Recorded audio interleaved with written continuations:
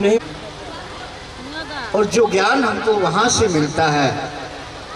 जब विद्यार्थी स्कूल में दाखिला लेगा और दाखिले में ये बात स्कूल में नहीं जाएगा तो उसकी समझ में नहीं आएगी ये चर्चा। स्कूल में जाइए, चर्चा सुनिए, और वहाँ अनेकों प्रकार से हमारी गुरु बहन गुरु भाई समझाते हैं शिव गुरु की चर्चा। क्योंकि शिव गुरु का दूसरा रूप है इस मानव तन को जीवन जीने। भक्ति भाव से जुड़े थे और भक्ति में भी आनंद आता है, मगर आज हम शिव गुरु की चर्चा से जुड़े।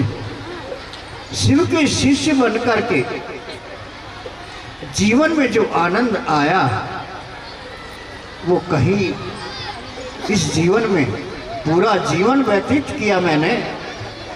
हरिद्वार से जन्म हुआ, हमेशा साधु संतों की सेवा में लगा रहा, मगर वो आनंद मेरे जीवन में भी नहीं है। तो देखिए, ये जीवन जीने की कला आज महादेव की शिव गुरु की चर्चा हमें सिखाती है।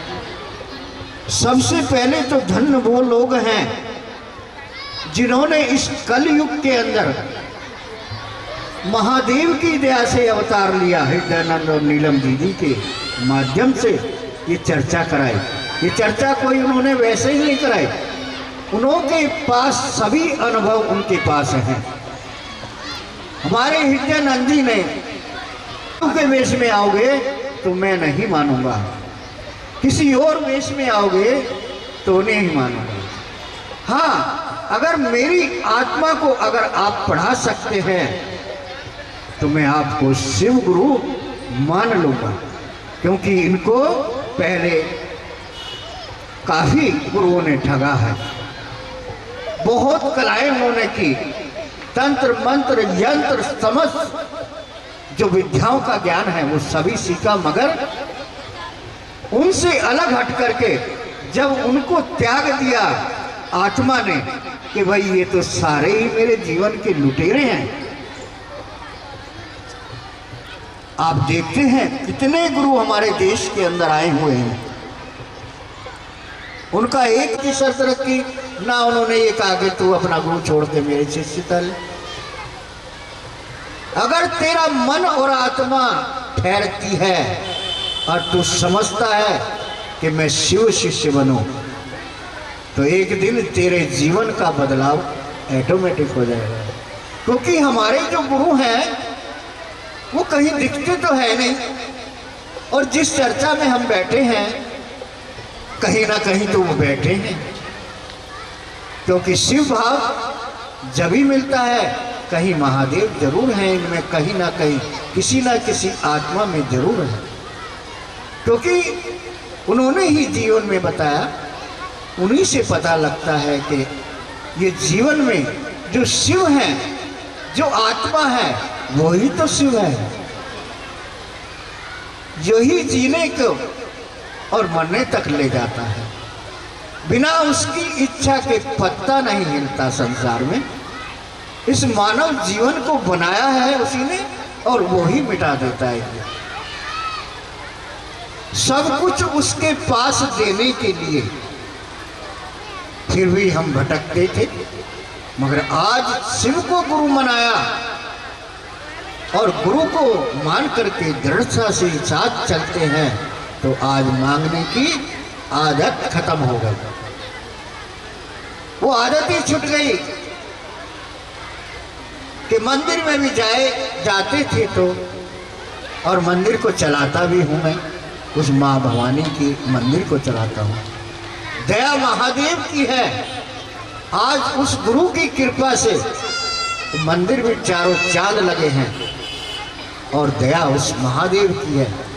क्योंकि सुबह उठते ही सबसे पहले अपने गुरु के चरणों में जाते हैं, शिव मैं आपका शिष्य हूँ, मुझ शिष्य पे दया रखना। दूसरे में चर्चा है, नंदग्राम में क्या कहीं भी चर्चा हो मेरे गुरु की तो मैं जाने के लिए हर वक्त तैयार रहता हूँ। क्योंकि ये वक्त भी वो ही देते हैं, हमारे अंदर बच्ची बात नहीं है। अगर शिष्य बना है तो शिष्य का भाव भी मिलेगा, और जो शिव की गुरु बना लेगा उसका जीवन ही बदल जाएगा। और शिव गुरु की चर्चा में तीसरा हम करते हैं नमः शिवाय। नमः शिवाय इसलिए करते हैं 108 माला से, क्योंकि वो हमारे अंदर के जो पहले मैल द्वैल कपड़े, अंतर आत्मा जो मैल बैठा था वो सबको बाहर करती है, सबको धोबी की तरह साफ करके एक चिपटा आसन लगा देती है मेरे शिव गुरु के लिए।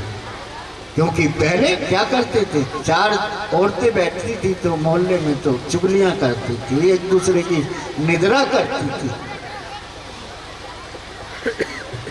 और कुछ काम नहीं मिला तो बुराइयों में ही लगी रहती, सारा दिन ऐसे ही काटते थे।